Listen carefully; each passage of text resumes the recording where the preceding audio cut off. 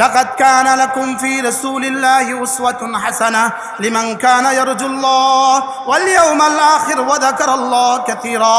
আল্লাহ তাআলা বলেন তোমাদের মধ্যে রয়ে গেছে উত্তম নমুনা। বাকি আল্লাহ তাআলা এই শব্দটা বলতে কানা ব্যবহার করেছেন। কানা কি ব্যবহার করেছেন বলেন? লাকাদ কানা লাকুম ফি রাসূলিল্লাহি উসওয়াতুন হাসানাহ, তোমাদের জন্য ছিল রাসূলের মধ্যে উত্তম নমুনা। ছিল না আছে? শব্দ বলছে ছিল, শব্দ বলছে কি? তোমাদের জন্য রাসূলের মধ্যে ছিল উত্তম নমুনা। আজীব না? বলা দরকার ছিল আছে, বলা দরকার ছিল কি? লেকিন আল্লাহ পাক কি বলে? ছিল। এই ছিল বলার পেছনে দুই উদ্দেশ্য। যদি বলতো আছে তোমাদের জন্য রয়ে গেছে উত্তম নমুনা, যদি বলতো আছে, এটা শুধু মুমিনিনদের জন্য হইতো। এটা শুধু কি মুমিনিনদের জন্য হইতো। আল্লাহ তাআলা ছিল বলে মুমিন আর কাফের দোনো দলের জন্য বুঝিয়েছেন, হে দুনিয়ার কাফের সম্প্রদায়, তোমাদের জন্য রাসূলের মধ্যে অনুকরণ করার মতো বস্তু ছিল, লেকিন তোমরা অনুকরণ না করে গুমরা হয়ে গেছো। আর আমাদেরকে বলে তোমাদের জন্য ছিল, তোমরা অনুকরণ করে কামিয়াব হয়ে গেছো। দুশ্মনের জন্য ছিল বলেন। যেমন ধরেন আমরা এখন বলবো আজকের এই সিরাতুন নবী মহাসম্মেলনে যারা এখন আসে নাই তাদের জন্য সিরাতুন নবী সম্মেলনে উপস্থিত হওয়ার সুযোগ ছিল। সুযোগ কি? সুযোগ ছিল বলছে কার জন্য বলেন? যারা আসে নাই তাদের জন্য কি ছিল? তাহলে কানা লাকুম ফি রাসূলিল্লাহি উসওয়াতুন হাসানাহ, তোমাদের মধ্যে রয়ে গেছে রাসূলের জন্য উত্তম নমুনা ছিল। অর্থাৎ হে দুনিয়ার বেঈমান সম্প্রদায়, তোমরাও যদি সভ্যতা শিখতা, তোমরাও যদি আদর্শ চাইতা, তো তোমাদের জন্য নবীদের মধ্যে উত্তম নমুনা ছিল। উত্তম নমুনা কি? তোমাদের মধ্যে উত্তম নমুনা কি ছিল? তাহলে তোমাদের মধ্যে উত্তম নমুনা ছিল। বেঈমান তোমাদের জন্যও ছিল, মুমিন তোমাদের জন্যও ছিল। হ্যাঁ, বেঈমানরা মানে নাই, তোমরা মানছো। সুবহানাল্লাহ। এই জন্য আল্লাহ তাআলার বলার আন্দাজ, লাকাদ কানা লাকুম ফি রাসূলিল্লাহি উসওয়াতুন হাসানাহ, তোমাদের জন্য রয়ে গেছে, তোমাদের জন্য রাসূলের মধ্যে উসওয়ায়ে হাসানাহ ছিল। কিসের মধ্যে উসওয়ায়ে হাসানাহ ছিল? তাহলে মিলাদের মধ্যে উসওয়ায়ে হাসানাহ ছিল। সুবহানাল্লাহ বলেন। আচ্ছা, রাসূলের মিলাদ মানে কি? জোরে বলেন, মিলাদ মানে কি? আচ্ছা, আপনাদের কুমিল্লাতে রাসূল কবে জন্ম হয়েছে? চিটাগংয়ে রাসূল কবে জন্ম হয়েছে? কুমিল্লা কবে রাসূল জন্ম হয়েছে? আচ্ছা, কুমিল্লা রাসূল কবে আগমন করছে? জোরে বলেন, কুমিল্লা রাসূল কবে আগমন করছে? তাহলে দয়াল নবীর আগমন, শুভেচ্ছা, স্বাগতম, কথাটা কি মিথ্যা না বাস্তব? আগমন কাকে বলে? আমি একটু আগে আসছি আর স্লোগান হয়েছে, আসছি আর না আসার আগে। জোরে বলেন। তাহলে আসলে স্লোগান হয় না, আসা ছাড়া স্লোগান হয়। তো নবীজি আপনাদের এখানে কবে আসছে? গত মঙ্গলবার আসছে কুমিল্লা শহরে। বলেন ধোঁকা, মিথ্যে কথা। দয়াল নবীর আগমন, শুভেচ্ছা, স্বাগতম। না, নবীজি আগমন করেন নাই। আচ্ছা, যদি মনে করেন, এরা মনে করে নবীজি সর্বত্র বিরাজমান। আচ্ছা, যিনি সর্বত্র বিরাজমান হন তিনি আবার আসেন কেমনে? বুঝে বলেন। আল্লাহ সর্বত্র বিরাজমান, তিনি আসেন কবে, যান কবে? যিনি সর্বত্র বিরাজমান, সবখানে আছেন, তিনি আসেন কবে, যান কবে? তিনি আসেনও না, জানো না। তাহলে আল্লাহ সর্বত্র বিরাজমান, এই জন্য আসেনও না, জানো না। রাসূলও যদি সর্বত্র বিরাজমান হয়, তিনি আসেনও না, জানো না। একদিকে বলো সর্বত্র বিরাজমান, আরেকদিকে বলেন 12 তারিখে আসলো। তা আসলো কখন, গেল কখন? ধোঁকা, ধোঁকা। বলেন কি? কি? আরো মজার একটা খবর আছে, শোনাবো আপনাদেরকে।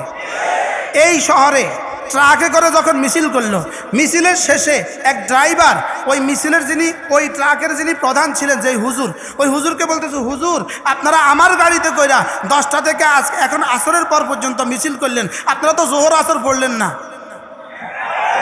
তো ড্রাইভারে কি বলতেছে, ওই হুজুরের ড্রাইভারে কি বলতেছে, তুই বেটা ওয়াহাবি, তোরা আগামী বছর নিতাম না।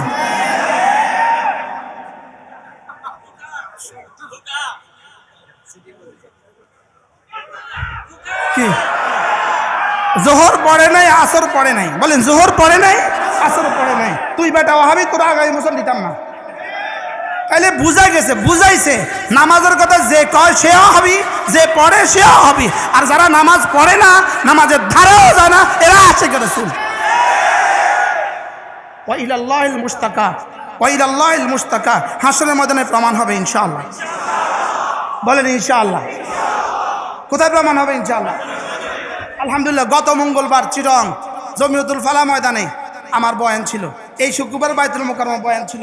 আমি চ্যালেঞ্জ করছি পৃথিবীকে, ইনশাআল্লাহ তোমাদের সাথে দুনিয়াতে দলিল দিতে পারলাম না, যুক্তি দিতে পারবো না, ইনশাআল্লাহ ময়দানে মাহশরে হাউজে কাউসারের পারে তোমাদের সাথে আবার দেখা হবে।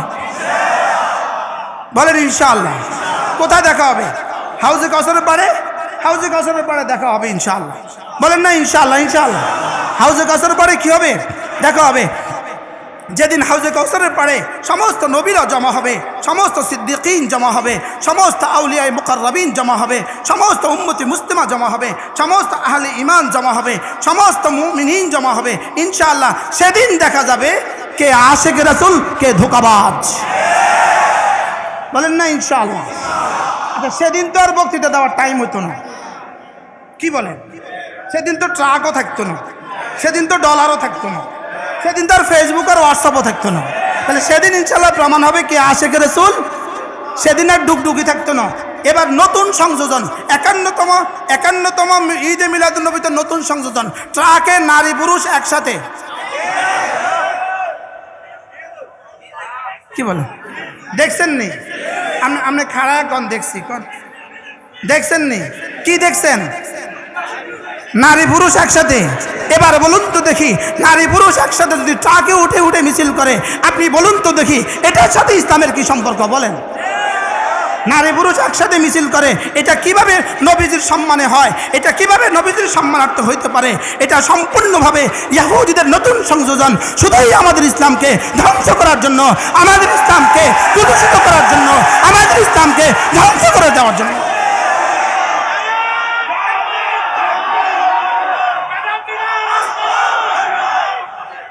বুঝে নাও, বুঝে নাও, বুঝে নাও, বুঝে নাও, বুঝে নাও, বুঝে নাও। আরে বুঝে নেন, বুঝে নেন, ইসলাম বুঝে নেন।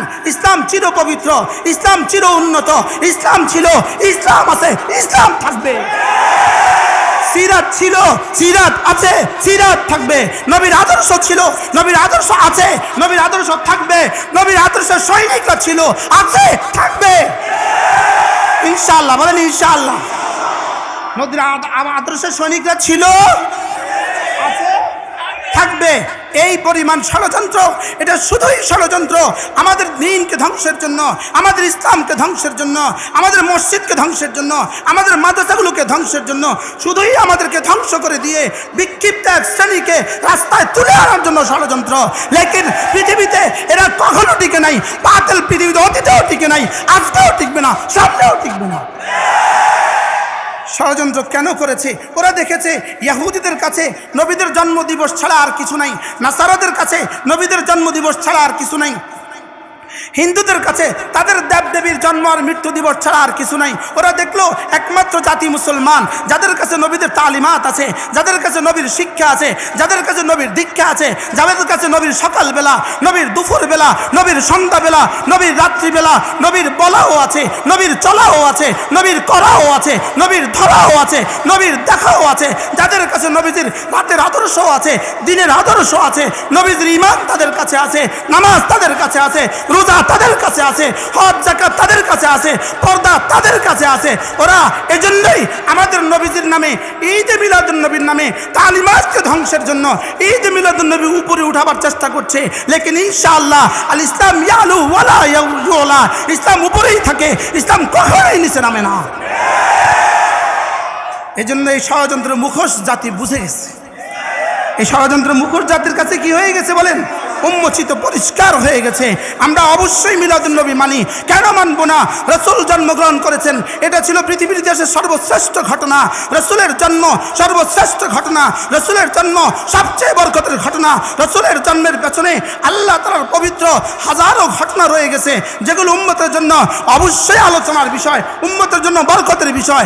লেকিন নবীজির জন্মের দিনে ঈদ যদি করতেই হইতো, নবীজির জন্মের দিনে ঈদ যদি করতেই হইতো, মক্কার সবচেয়ে ঈদ মক্কা শরীফে হওয়ার কথা ছিল, মদিনাতে হওয়ার কথা ছিল। মক্কায় যেহেতু হয় না, মদিনায় যেহেতু হয় না, এদেশেও হবে না ইনশাআল্লাহ। বলেন ইনশাআল্লাহ। তাহলে ঈদে মিলাদুন্নবী হবে না মিলাদুন্নবী হবে? ঈদে মিলাদুন্নবী না মিলাদুন্নবী? আর মিলাদুন্নবী কতবার? বছরে কতবার? আল্লাহ তৌফিক দান করো। এটাও আলহামদুলিল্লাহ আমাদের নতুন সংযোজন।